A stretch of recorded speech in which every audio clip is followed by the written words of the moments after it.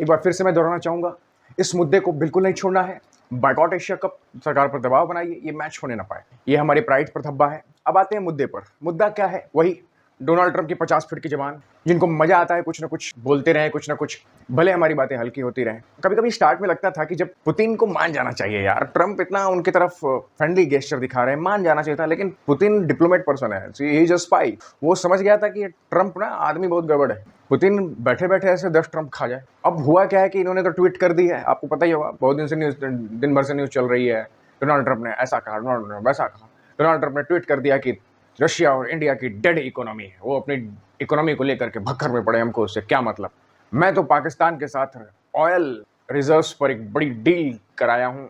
Companies जाएंगी US की और पाकिस्तान में सर्च करेंगी ऑयल, पाकिस्तान का तेल निकालेंगी और चाइना बैठा बैठा देखता रहेगा। मैं ये कहना चाह रहा हूँ कि ये किया क्यों ट्रंप ने ऐसा? अभी डील होने वाली थी, एफटीए हमारा डिस्कशन में चल रहा है, फिर भी ट्रंप ये बोल रहा है। 2-3 मैटर तो आपको अच्छे से पता है। पार्लियामेंट सेशन में है, विपक्ष ने कह दिया कि बोलिए आकर के कि ट्रंप लायर है। प्रधानमंत्री मोदी ने स्टेटमेंट पास कर दिए। ये बिल्कुल किसी वर्ल्ड के किसी लीडर ने मुझे फोन करके नहीं कहा। दूसरा जो मुद्दा है ना सर, वो एग्रीकल्चर सेक्टर का है। यूएसए बहुत दिन से इस फिराक में है कि भारत अपना एग्रीकल्चर सेक्टर का मार्केट खोले फॉरेन ट्रेडर्स के लिए, और भारत ये करता नहीं, क्योंकि जाहिर सी बात है हमारे किसानों को नुकसान होगा। कुछ किसान बैठ जाते हैं, आधे दिन गाली देते हैं, लेकिन ये नहीं समझते कि सरकार उनके लिए कितनी बड़ी लड़ाई लड़ रही है और सरकार इस बात पर पीछे हट नहीं रही। तो ट्रंप को यही खटका हो रहा है। जस्ट कुछ ही दिन पहले एफटीए हुआ है यूके के साथ, यूनाइटेड किंगडम के साथ। उसकी शर्तें देखिए, इतने बेहतरीन बार्गेनिंग के साथ भारत ने एफटीए साइन किया है यूके के साथ कि वो एफटीएस को देख करके ना ट्रंप डर गया है। लिटरली वो कहता है कि अगर इस तरह की बार्गेनिंग इंडिया यूएस के साथ कर देगा तो हमारे हाथ तो कुछ लगने वाला नहीं है, इसलिए प्रेशर बनाओ। जानता है कि विपक्ष यहां पर वोकल है। अब देखिए 25% टैरिफ पर हंगामा हो गया लोकसभा में। अभी कल को पाकिस्तान के साथ जो मैसिव ऑयल की डील हुई है, न जाने कौन सा ऑयल है, कौन सा फ्री ट्रेड एग्रीमेंट है, मतलब पाकिस्तान क्या बना रहा है बड़ा जो अमेरिका को बेच रहा है, और पाकिस्तान की परचेजिंग पावर कितनी है कि अमेरिका उसको भी सामान बेच दे रहा है। खैर, तो वो दूसरा विषय है, लेकिन विपक्ष तो इसको हाथों हाथ ले लेगा, बनाएगा दबाव गवर्नमेंट पे। गवर्नमेंट इतनी दबाव में आ जाएगी कि जहां मर्जी वहां साइन करते हैं। ऐसा होने वाला नहीं है ट्रंप साहब। ये आप सोचते हैं कि दबाव देने से इंडिया टूट जाएगा ना? हाँ, ये जरूर हो सकता है कि आपके हाथ से इंडिया निकल जाए। दशकों पहले से अगर मैं कहूं तो मनमोहन सिंह और जॉर्ज डब्ल्यू बुश के बीच में एक न्यूक्लियर करार होना था, वहां से प्रेसिडेंट्स की मेहनत रही है। इसमें कोई शक नहीं है कि इंडो पैसिफिक रीजन में भारत अमेरिका के लिए बहुत जरूरी है। जिस तरह से पाकिस्तान जरूरी है ईरान के मैटर में, उस तरह से भारत जरूरी है चाइना के मैटर में। तो यूएसए के प्रेसिडेंट्स ने बड़े संभल करके स्टेप्स लिए हैं कई दशकों में, 20 साल 25 साल के बीच में। उसे ट्रंप ने एक झटके में बर्बाद करना शुरू कर दिया है। मैं लिटरली बता रहा हूं, जो झटका इस समय ट्रंप दे रहे हैं भारत को नहीं, भारत और यूएस के रिलेशंस को, वो आगे चल करके रिकवर करने में बहुत समय लगेगा। अगर ट्रंप ने सिर्फ भारत को बोला होता कि तुम रशिया से आम खरीद रहे हो, रशिया से ऑयल परचेस कर रहे हो तो तुम्हारे पर पेनाल्टी पड़ेगी, सिर्फ ये कहा होता तो एक बार को मानने वाली बात होती। लेकिन जब से उसने पाकिस्तान का मैटर घुसा दिया कि हम पाकिस्तान के साथ ऑयल डील करने वाले हैं, यहां तक कहा कि हो सकता है भविष्य में पाकिस्तान भारत को ऑयल एक्सपोर्ट करे, ये सब देख के लग रहा है ना ट्रंप भड़ास निकाल रहे हैं। क्योंकि हमें भी पता है कि पाकिस्तान कितना परचेजिंग पावर रखता है, हमें भी पता है कि पाकिस्तान के पास कौन से ऑयल के भंडार हैं, कहाँ हैं, पंजाब में हैं कि सिंध में हैं गैस के भंडार। तो हमें भी पता है, और ये भी पता है कि चाइना 30 साल से आंख गड़ा करके बैठा है। लिटरली मैं बताऊं, आप चाइना और पाकिस्तान के रिलेशंस को देखिए, इसमें चाइना का सबसे बड़ा लालच क्या है? बलूचिस्तान में पाए जाने वाले मिनरल्स, वो कभी नहीं छोड़ेगा, कभी नहीं छोड़ेगा।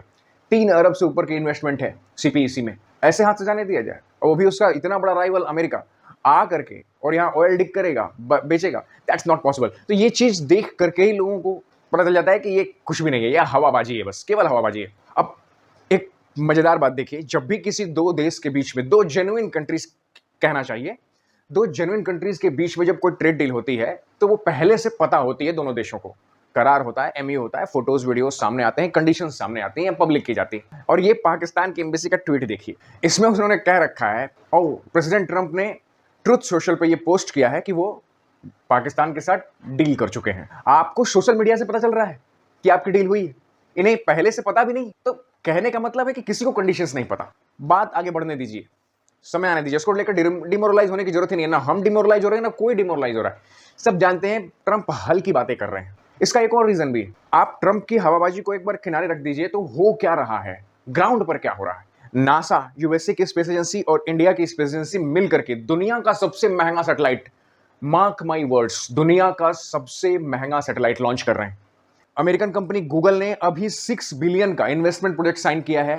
एप्पल कहीं से पीछे नहीं हट रहा, वो अपनी मैन्युफैक्चरिंग बढ़ाने वाला है। तो कहने का मतलब है ना, ग्राउंड पर कोलेबोरेशन बढ़ रही है, ट्रंप की हवाबाजी अलग चल रही है। ट्रंप का ये अटेम्प्ट भी खाली जाएगा। डिप्लोमेसी ऐसे काम नहीं करती। आप ब्राजील पर 50% का टैरिफ लगा रहे हैं, आप साउथ अफ्रीका पर 30% का टैरिफ लगा रहे हैं। जाहिर सी बात है, आप ब्रिक्स को और करीब ला रहे हैं, और करीब ला रहे हैं। चाइना के साथ क्या हुआ, 150% का, 201% का टैरिफ लगा है।